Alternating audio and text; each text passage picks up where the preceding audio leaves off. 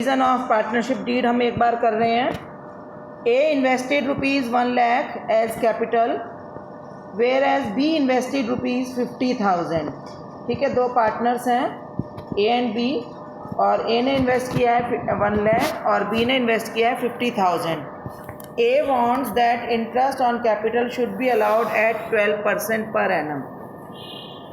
What is your judgement? बताओ बेटा, क्या जजमेंट रहेगी आपकी इस बारे में? और देखो ये कहें partnership deed is silent in the following matters. आपको दिखाई दे रहा है स्क्रीन पर, पार्टनरशिप डीड साइलेंट है। हाँ जी, ए ने इन्वेस्ट किए ₹1,00,000, बी ने इन्वेस्ट किए 50,000 और A wants that interest on capital should be allowed at 12% per annum. What will be your judgement? हाँ, बिकॉज इन द आप आंसर क्या लिखोगे? In the absence of partnership deed as per the Indian Partnership act 1932 no interest on capital is allowed. ठीक है, तो in the absence of partnership deed only the provisions of Indian Partnership act 1932 will be applicable. ठीक है, so no interest on capital will be allowed. Second आपको दिख रहा होगा, A use 1,00,000 from the funds of the firm and utilised the amount to earn a profit of ₹40,000। ठीक है बेटा, ये लाइन समझ में आ गई आपको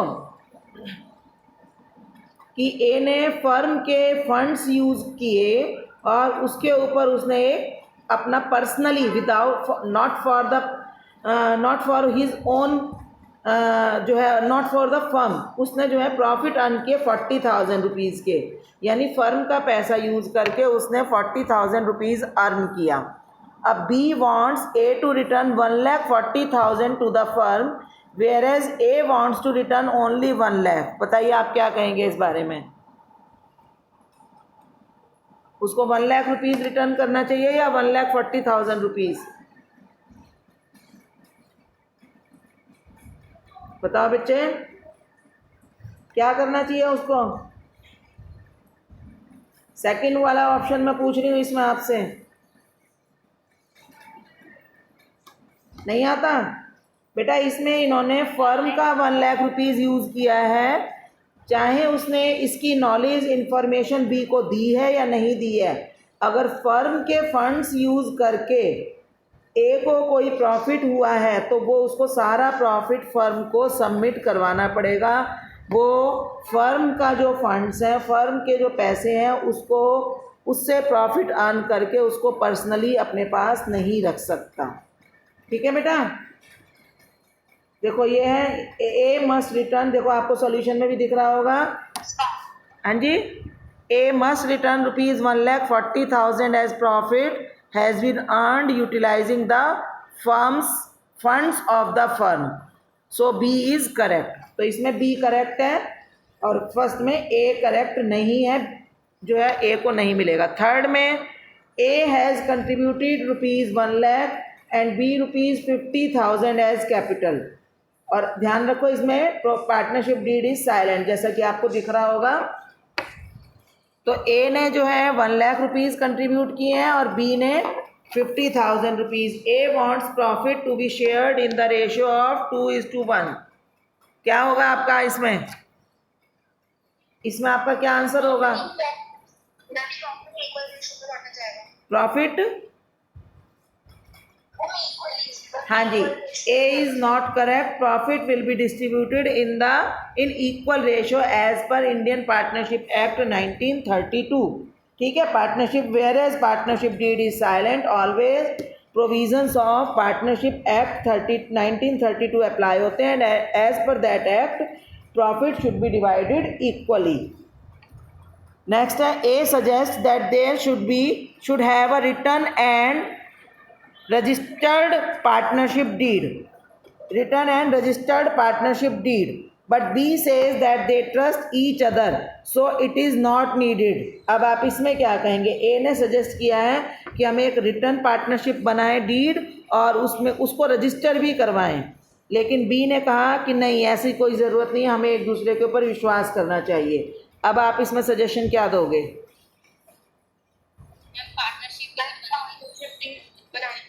नहीं बेटा, इसमें दोनों करेक्ट हैं, A and B both are correct, ठीक है, but it is always suggested, but suggestion of A is better than suggestion of B. हालांकि इसमें देखो दोनों ही करेक्ट हैं। देखो, A is correct because registered partnership deed not only promotes internal settlements but resolve dispute with other business organisation also, but B is also not wrong, but जो A जो है वो उसकी सजेशन बेटर है। देखिए, हमने क्या कहा था, पार्टनरशिप डीड जो है ओरल भी हो सकती है और रजिस्टर्ड भी हो सकती है, but to settle their future disputes जो है suggestion of A is better than suggestion of B. ठीक है बेटा, इसमें दोनों ही सही है वैसे। इसके बाद है फिफ्थ है, A advance ₹2 lakh to the firm by way of loan, A advance ₹2 lakh to the firm by way of loan without any agreement to the without any agreement regarding rate of interest। हाँ जी, बताइए आप इसमें क्या कहेंगे। हाँ जी, A wants that the profits, B has given a loan of rupees, कौन सा चल रहा है ये, अच्छा ये दूसरा question,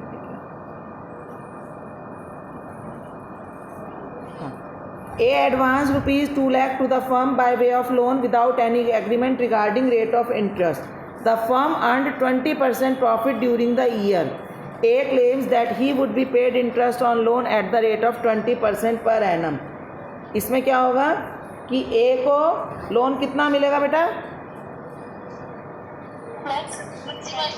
6% per annum. Per annum word भी लगाना है इसमें, इन्होंने 20% का है ना ओनली। बेटा आपको पता है पर एनम लगाने का क्या मीनिंग होता है? यस मैम, पूरे साल का। नहीं बेटा, पर एनम का मतलब होता है एज पर द टाइम।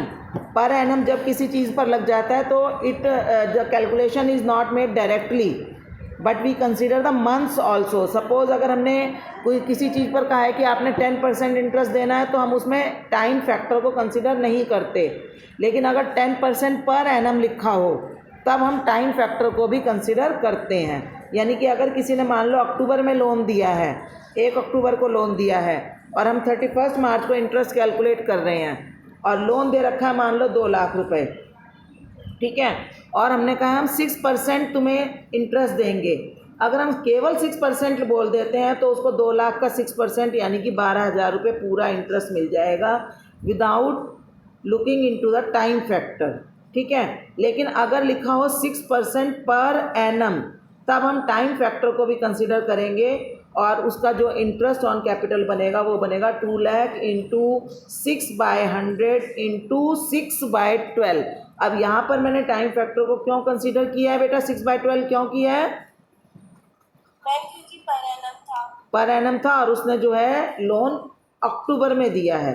अक्टूबर में दिया है तो अक्टूबर, नवंबर, दिसंबर, जनवरी, फरवरी, मार्च, उसको केवल 6 मंथ का इंटरेस्ट मिलेगा, तो हम इसलिए यहाँ पर 6/12 करेंगे। ठीक है बेटा, तो पर एनम का आपका जो आंसर होगा वो होगा कि A's claim is not correct, he will be paid interest on loan at the rate of 6% per annum. ठीक है बेटा, आपको आंसर में पर एनम वर्ड भी लगाना है, करेक्ट। चलिए, ये हमने प्रोविज़न ऑफ पार्टनरशिप डीड कर लिया है। इसके बाद ये थोड़े से इन्होंने इलस्ट्रेशंस दी हुई हैं, अभी हम इसको ज़्यादा उसमें नहीं, 1-2 कर लेते हैं। चलो, X, Y and Z formed a partnership firm on April 1, 2019 by contributing ₹2,20,000, ₹1,80,000 and ₹1,60,000 respectively. On 31st July, X provided a loan to firm amounting to ₹80,000 without any agreed rate of interest. समझ में आ गया बेटा line? इसने 31 जुलाई को loan दिया है x ने और उसका कोई उसने interest, rate of interest agree नहीं किया। On 31 October 2019 Y and Z introduced additional capital of ₹40,000 each. ठीक है, उन्होंने और कैपिटल डाल दी। Profit for the year ended 31st March 2020 amounted to ₹1,50,000. ठीक है बेटा, Y and Z do not want to provide any interest on X loan In case any interest is allowed on X loan, they claim interest at the same rate on their additional contribution on ₹40,000 each. समझ में आ गया बेटा आपस में इनका क्या dispute हुआ है बेटा? You are required to distribute the amount of profit among the partners. बताओ इसमें क्या कैलकुलेशंस होंगी?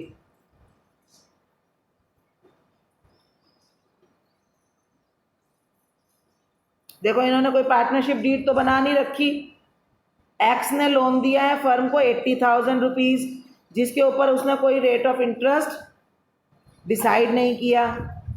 वाई एंड जेड ने एडिशनल कैपिटल डाली है 40,000 ईच। अब वो ये कह रहे हैं, एक्स ने कहा कि मुझे मेरे लोन पर इंटरेस्ट दो क्योंकि मैंने तो लोन दिया है। वाई एंड जेड चाहते हैं कि या तो तुम्हें कोई लोन नहीं पर इंटरेस्ट नहीं मिलेगा, और अगर तुम लोन पर इंटरेस्ट क्लेम करोगे तो हमें भी हमने जो 40 हज़ार रुपये एज एडिशनल कैपिटल बिजनेस में लगाए हैं हमें उसके ऊपर इंटरेस्ट दिया जाए। अब आप बताओ, अगर आप जज हैं तो आप क्या जजमेंट देंगे?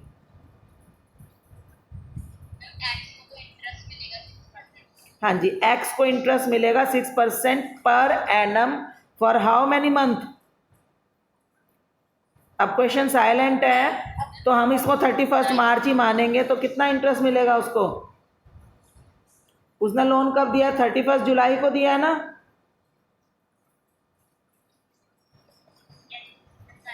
हाँ जी, तो लोन इंटरेस्ट कितने महीने का मिलेगा उसको?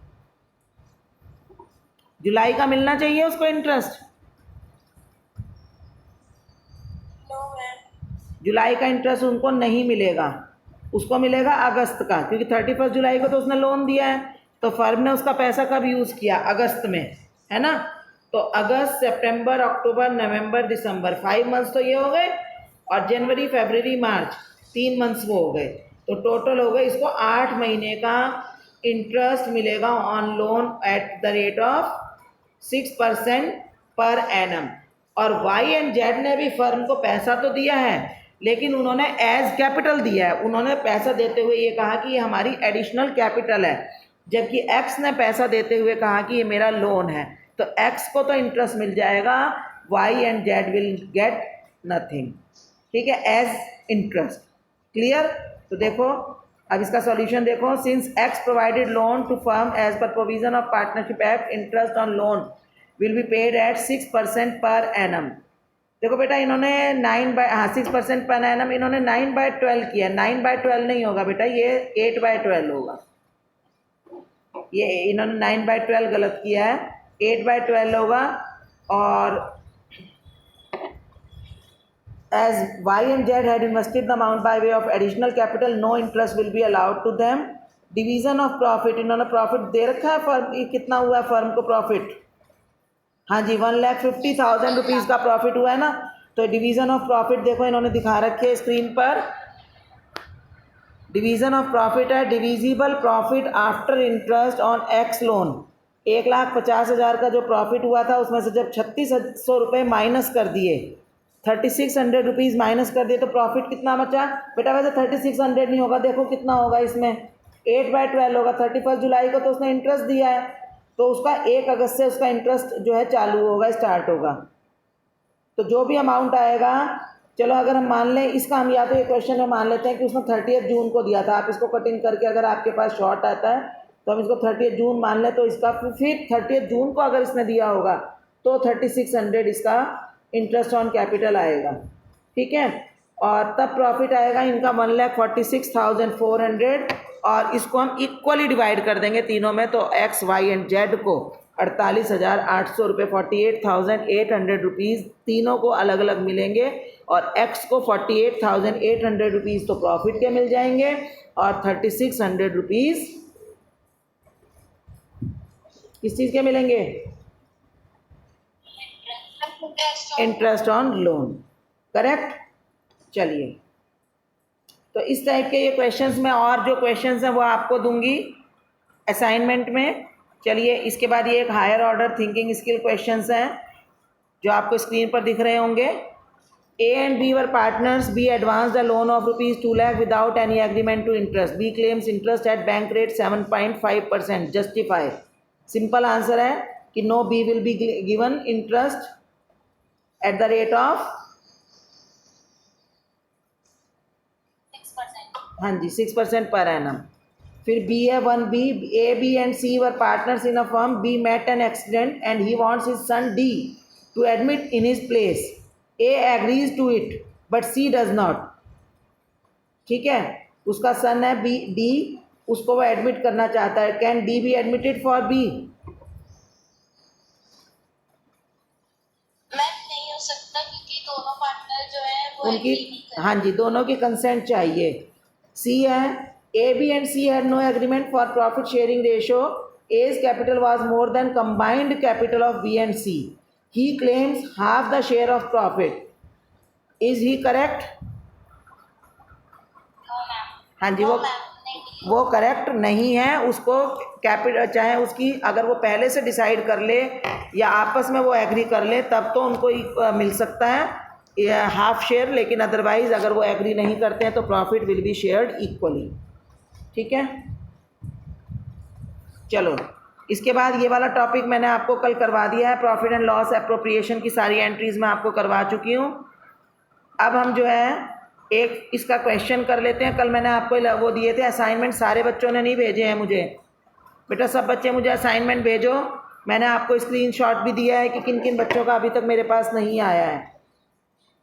हाँ जी, A B and C are partner sharing profits in the ratio 2:2:1 for the year ended 31 March 2020। The following appropriations were made while distributing profit, you are required to pass necessary journal entries for the following.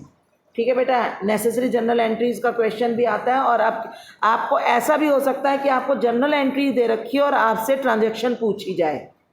बेटा आप लोगों को हमेशा आदत क्या होती है कि आपको ट्रांजैक्शन दे दी जाती है और आप जनरल एंट्री बना देते हो, लेकिन पेपर में अब फिल इन द ब्लैंक्स के रूप में आने लगे हैं कि जनरल एंट्री पास कर दी गई है, नीचे नरेशन भी लिख दी गई है, अमाउंट भी लिख दिया गया है और आपसे पूछा गया है स्टेट द ट्रांजैक्शन, यानी कि रिवर्स हो गया। समझ में आया बेटा? जैसे मैं आपको कहूँ कि मैंने एक एंट्री पास की है, P&L appropriation account debit to salary to partners account 46,000। अब बताओ ये एंट्री क्या है? ये एंट्री किस चीज़ के लिए पास की गई है? P&L appropriation account debit to salary to partners account. नहीं बेटा, ये सैलरी की एंट्री नहीं कहेंगे, इससे आपको मार्क्स नहीं मिलेंगे। ये एंट्री की गई, देखो ध्यान करो, मैंने कल आपको क्या बताया था, salary to partner account debit to partners capital account. ये एंट्री तो की गई है when the salary is being due to the partners, when salary is being due to the partners then entry is done salary to partners capital, salary to partners account debit to partners current account या partners capital account. लेकिन अगर entry मैंने कर रखी है P&L appropriation account debit to salary to partner, तो बताओ ये एंट्री किस चीज़ की है? ये एंट्री है the salary to partner is being transferred to P&L appropriation account. ठीक है बेटा, तो इसलिए आपको इस पॉइंट ऑफ व्यू से भी सिर्फ ये नहीं है कि आपको ट्रांजैक्शन दी है तो आपको केवल एंट्री करनी आती है, आपको एंट्री दी है तो आपको ट्रांजैक्शन पहचानना भी आना चाहिए। ठीक है बच्चे देखो, A and B were allowed quarterly salary. Quarterly का मतलब क्या होता है? क्वार्टरली का क्या मतलब होता है बेटा? क्वार्टरली का मतलब होता है साल में 4 बार, हर 3 महीने बाद। क्वार्टरली मीन्स 3 महीने बाद। हाँ, 3 महीने के बाद जब देंगे तो हम साल में कितनी बार सैलरी देंगे? 4 बार। मंथली सैलरी होगी तो साल में 12 बार मिलेगी, क्वार्टरली सैलरी होगी तो साल में 4 बार मिलेगी। अब ये कह रहे हैं ए एंड बी को सैलरी मिली है 40,000 एंड 30,000 रेस्पेक्टिवली।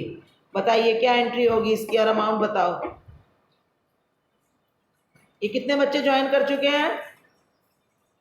ये आज कौन मीटिंग होस्ट कर रहा है? हाँ जी, क्या होगा? A and B were allowed quarterly salary, साल में कितनी बार दी जाएगी सैलरी?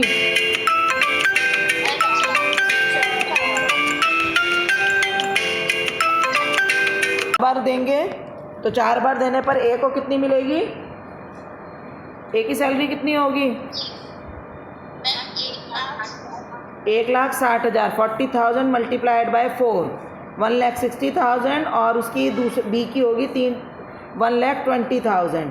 और एंट्री क्या होंगी बताओ इसकी, partners self account debit to partners capital account. हाँ जी, पार्टनर्स कैपिटल नहीं, अब आपको नाम दिया हुआ है तो आपको स्पेसिफिक होना होगा।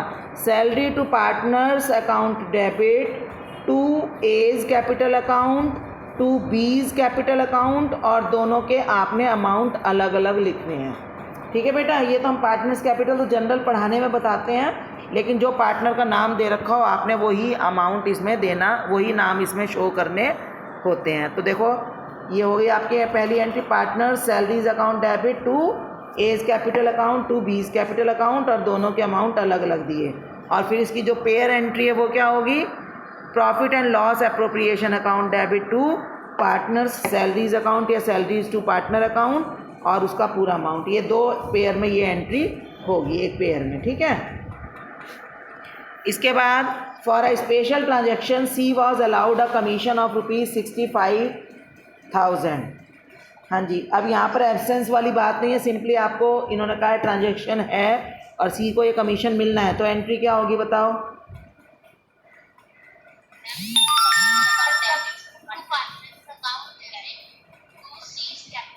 हाँ जी बिल्कुल ठीक, very good. Commission to partner account debit to C's capital account, और इसकी पेयर एंट्री क्या होगी,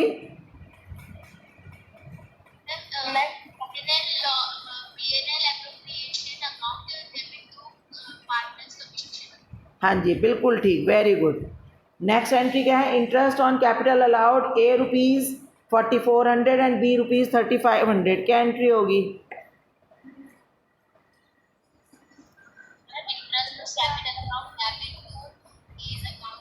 to A's capital to B's capital, 4,400 A's capital और ₹3,500 बीज कैपिटल।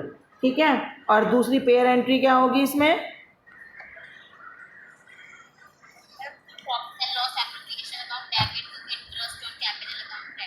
हाँ जी, ये आपकी फिर दूसरी एंट्री होगी इंटरेस्ट ऑन कैपिटल अकाउंट। वो आपकी इकट्ठे अमाउंट से हो जाएगी, क्योंकि आपने इंटरेस्ट ऑन कैपिटल अकाउंट को डेबिट 7,900 से किया है, तो क्रेडिट भी आप इकट्ठे अमाउंट से करोगे। ठीक है, इसके बाद ₹60,000 was transferred to general reserve, इसकी क्या एंट्री होगी,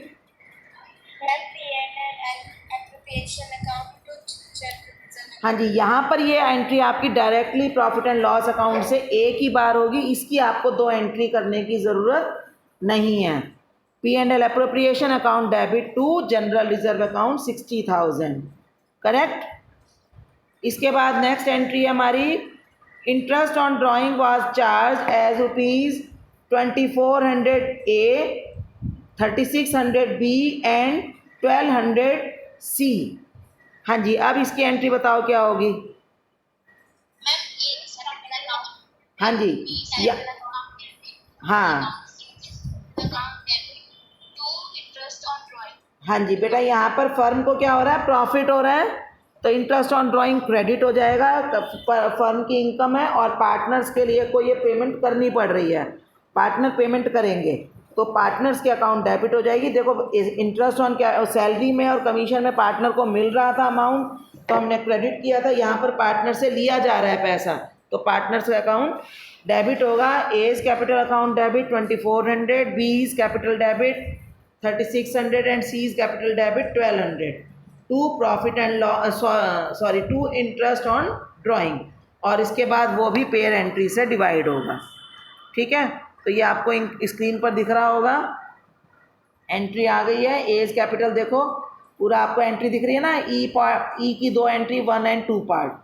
ठीक है, इसके बाद लास्ट एंट्री है divisible profit amounting to ₹2,10,000 was divided in profit sharing ratio, और प्रॉफिट शेयरिंग रेशो दे रखी है क्वेश्चन में बेटा, 2:2:1। 2:2:1 को कैसे बांटते हैं, प्रॉफिट डिविजिबल प्रॉफिट का मतलब क्या है कि ये सब चीज़ें माइनस हो चुकी हैं। अगर यहाँ लिखा होता ना नेट प्रॉफिट, तो नेट प्रॉफिट का तो मतलब क्या था कि आपने जो भी अभी आपको P&L अप्रोप्रिएशन अकाउंट बनाकर जो भी ये सैलरी थी, कमीशन था और इंटरेस्ट ऑन ड्राइंग था, 60,000 रुपीज़ जनरल रिजर्व का था, सारा माइनस करने के बाद जो प्रॉफिट आया है उस वो है 2,10,000। यहाँ पर वर्ड जो डिविजिबल लिखा है ना, डिविजिबल का मतलब है कि पार्टनर्स में प्रॉफिट जो बंटने के लिए तैयार है, ठीक है। और अगर होता ना नेट प्रॉफिट तो आपको ये सब चीज़ें माइनस करके पहले डिविजिबल प्रॉफिट निकालना पड़ता। अब आप बताओ क्या होगा, 2,10,000 इंटू ए को कितना मिलेगा बेटा, 2:1 रेशियो है तो कैसे मिलेगी, 2 और 2 4 और 1 5, 2/5, 2/5 और 1/5। ए को मिलेगा 2/5, 2/5, बी को मिलेगा 2/5 और सी को मिलेगा 1/5। ठीक है बेटा, किसका किसका 2/5, ए का अमाउंट बताओ कितना निकलेगा, अपनी कॉपी पेन पर कैलकुलेट करके बताओ मुझे। 84,000। हाँ जी, 84,000। 84,000 ए को मिलेगा, बी को भी 84,000 मिलेगा और सी को भी वो 42,000 मिलेगा। और इसकी केवल एक ही एंट्री होगी, है ना, profit and loss appropriation account debit to A's capital, to B's capital and to C's capital. ठीक है, तो इस तरह से आपको जर्नल एंट्रीज के क्वेश्चंस भी आने चाहिए। अब नेक्स्ट आगे मैं इलस्ट्रेशंस नहीं करवा रही हूँ इसकी, और अब आपको जो नेक्स्ट टॉपिक मैं करवाऊंगी वो करवाऊंगी fix capital method and fluctuating capital method.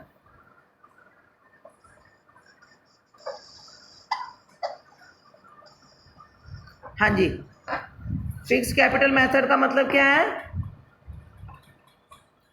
देखो बेटा इसमें क्या होता है कि जो पार्टनर्स हैं अपने अकाउंट कई दो तरीके से रख सकते हैं, दो तरीके से मेंटेन कर सकते हैं।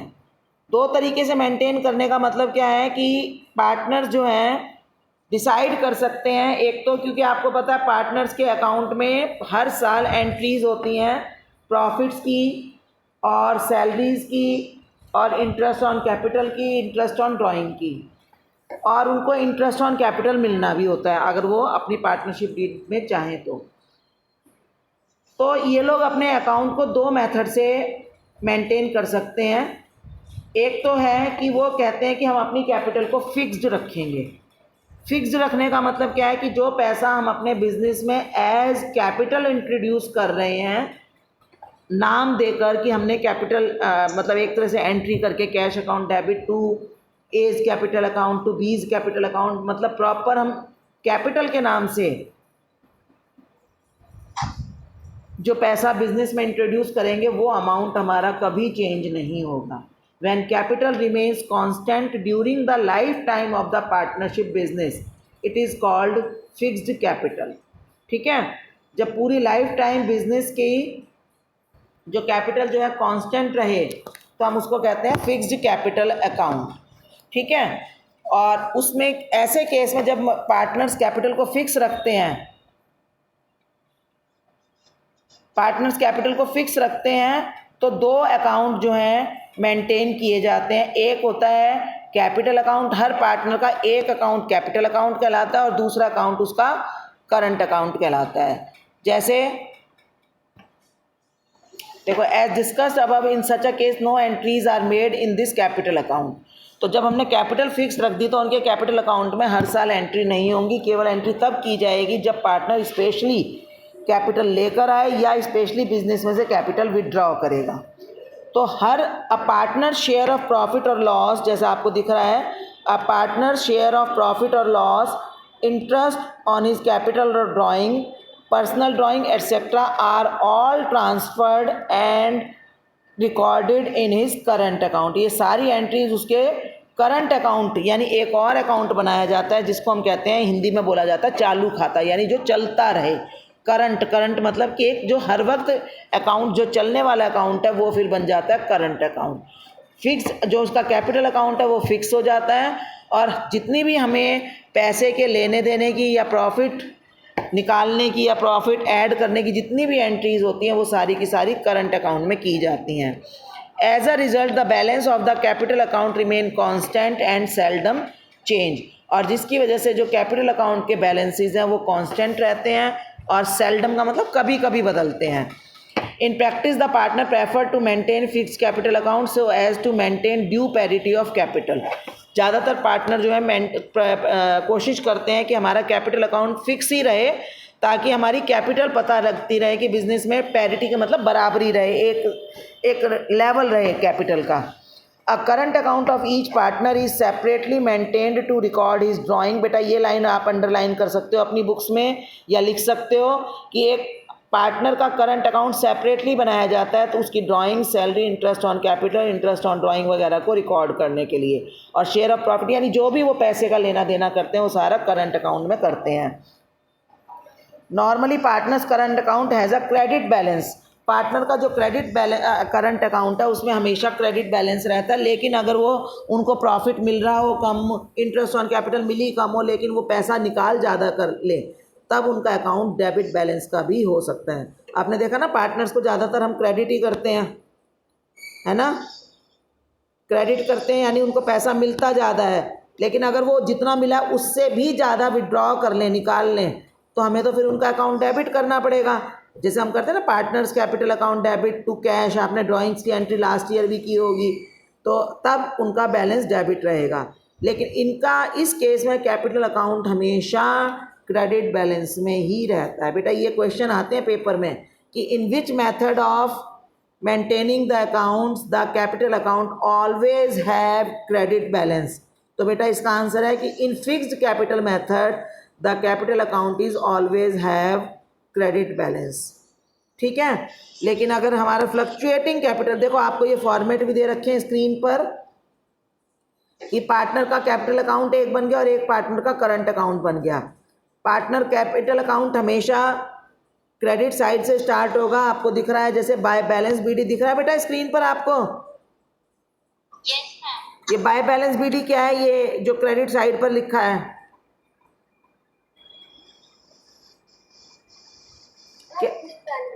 हाँ जी, ये पिछले साल की कैपिटल जो पार्टनर्स की 31 मार्च को जो कैपिटल थी, जिसको हम नए साल में ओपनिंग कैपिटल कहते हैं, ये एक्चुअली में क्या है, पिछले साल की कैपिटल जो उसने बिजनेस में इंट्रोड्यूस की है।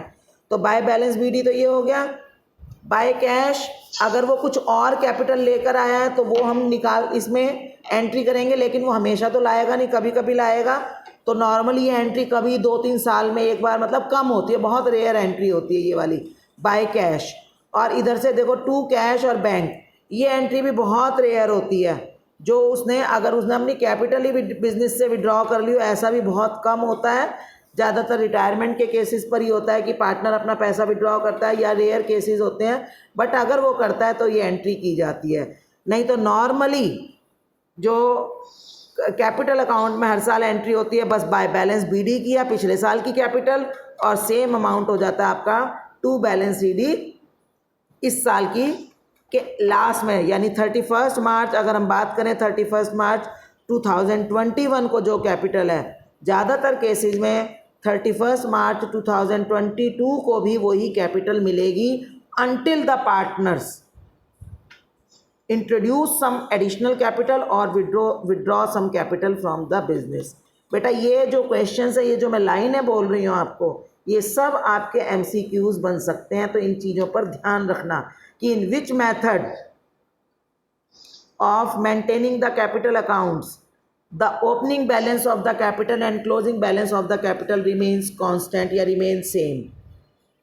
कौन से मेथड में opening and closing balance of the capital will B same?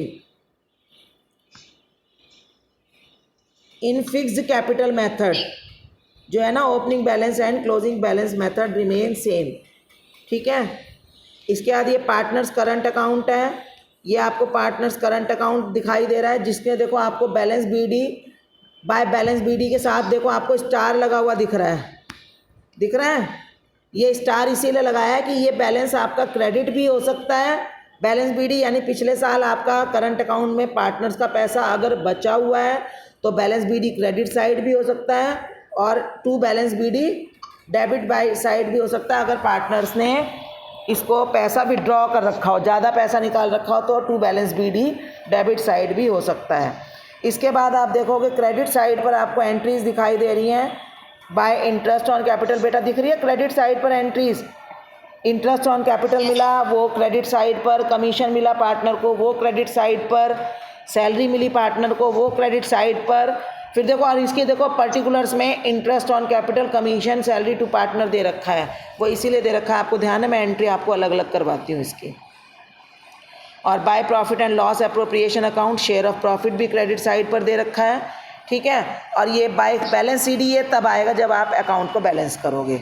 और देखो डेबिट साइड पर क्या क्या दे रखा है करंट अकाउंट के, टू ड्राइंग्स अगर उसने की हुई है तो आपने, जैसे आपने ये तो 11th में भी एंट्री की होगी, ड्राइंग्स की एंट्री होती है, drawings account debit to cash, तो पार्टनर्स का ये current account debit to cash हो जाएगा। और इंटरेस्ट ऑन ड्राइंग अगर उनसे कुछ लेना है तो वो भी होगा। और profit and loss appropriation account, share of loss, देखो ये दोनों एंट्री एक साथ नहीं होती, to profit and loss account debit में भी आएगा क्रेडिट में भी आएगा, ऐसा नहीं होगा। अगर फर्म को प्रॉफिट हुआ है तो पार्टनर्स के कैपिटल अकाउंट के क्रेडिट में जाएगा, अगर फर्म को लॉस हुआ है तो पार्टनर्स के करंट अकाउंट के डेबिट में जाएगा। बेटा ध्यान रखना, ये दोनों एंट्री हमेशा या तो डेबिट साइड होगी ये एंट्री या क्रेडिट साइड होगी। ऐसे बैलेंस BD की एंट्री या तो डेबिट साइड होगी या क्रेडिट साइड होगी, बैलेंस CD की एंट्री डेबिट साइड होगी या क्रेडिट साइड होगी। दोनों तरफ इन्होंने इसीलिए दे रखी है कि ये एंट्री किसी भी साइड हो सकती हैं, लेकिन जो ड्राइंग्स की एंट्री और इंटरेस्ट ऑन ड्राइंग की entry will always be on the debit side of the partner, और इंटरेस्ट ऑन कैपिटल, कमीशन और सैलरीज टू पार्टनर्स की एंट्री, ये 3 entry always will be on the credit side, क्योंकि ये हमेशा partners को मिलते हैं। बाकी की entry depending upon the profit and loss, ये पार्टनर्स के डेबिट या क्रेडिट किधर भी हो सकती है। ठीक है बेटा, ओके मैम। हाँ जी। चलिए अभी क्या टाइम हो गया बेटा, अभी हमारा 8:17 हो गए हैं। चलिए अब मैं क्लास ओवर करती हूँ, अभी मैं क्लासेस थोड़ी सी और रखूँगी। अच्छा थोड़ा सा बस ये और बता देती हूँ आपको कि व्हेन कैपिटल्स आर फ्लक्चुएटिंग, अगर कैपिटल फ्लक्चुएटिंग होती है, कैपिटल फ्लक्चुएटिंग होने का मतलब क्या है कि कैपिटल अकाउंट का बैलेंस और करंट अकाउंट का बैलेंस अलग अलग नहीं होता, सारी चीज़ें एक ही अकाउंट में ट्रांसफ़र कर दी जाती हैं। जैसे कि आपको यहाँ फॉर्मेट में दिख रहा है, एक ही अकाउंट मेंटेन किया जाता है जिसमें by balance BD opening balance हो गया, अगर कोई नया कैश लाया तो वो एंट्री भी उसी अकाउंट में हुई, इंटरेस्ट ऑन कैपिटल मिल रहा है, सैलरी मिल रही है, कमीशन मिल रहा है, वो सारी एंट्री एक ही अकाउंट में हो रही हैं। और इस केस में कैपिटल अकाउंट का ओपनिंग बैलेंस और क्लोजिंग बैलेंस हमेशा डिफरेंट आएगा। ठीक है बेटा, तब हमारा जो ओपनिंग और क्लोजिंग बैलेंस सेम नहीं आ सकता। तो इसमें अब आपको ये नीचे ये भी दिखाई दे रहे हैं, ये मैं आपको इसका स्क्रीनशॉट भेजूँगी, ये आपको करना है ये सारा। ठीक है, इसको ये आपके बहुत आते हैं ये वाले जो इसमें से डिफरेंस आपके MCQs में बहुत आते हैं कि कौन से में जो कैपिटल है अनचेंज रहती है, कौन से में चेंज होती है, किस में 2 अकाउंट बनते हैं, कौन से मेथड में 1 अकाउंट बनता है, किस में एडजस्टमेंट हम कैपिटल अकाउंट में करते हैं और कौन से मेथड में हम करंट अकाउंट में करते हैं। ठीक है, तो ये जो है आपने बहुत, इसमें आपके 5-6 MCQs बन रहे हैं, तो आप इसको अच्छे से कर लेना। ठीक है, मैं आज भी आपको फॉर्म भी भेजूँगी और कुछ क्वेश्चन सॉल्व करने के लिए भेजूँगी, और आप लोगों को बहुत ही रेगुलर और बहुत पंक्चुअल रहना है। आपके जितने भी हम चीज़ें भेज रहे हैं ये सब आपके इंटरनल असेसमेंट में काम आएंगी। ठीक है बेटा, तो कोई भी बच्चा इन चीज़ों को अब इस साल बिल्कुल इग्नोर ना करे। ये सारे रिकॉर्ड और हर महीने आपके ये रिकॉर्ड CBSE की वेबसाइट पर अपलोड हो जाएंगे, हम बाद में कुछ चेंज नहीं कर पाएंगे इनमें, इसलिए आप लोगों को बहुत ज़्यादा पंक्चुअल रहने की ज़रूरत है। ठीक है बच्चे, समझ में आ गया बेटा? चलिए अब मैं क्लास ओवर करती हूँ। ठीक है, चलिए।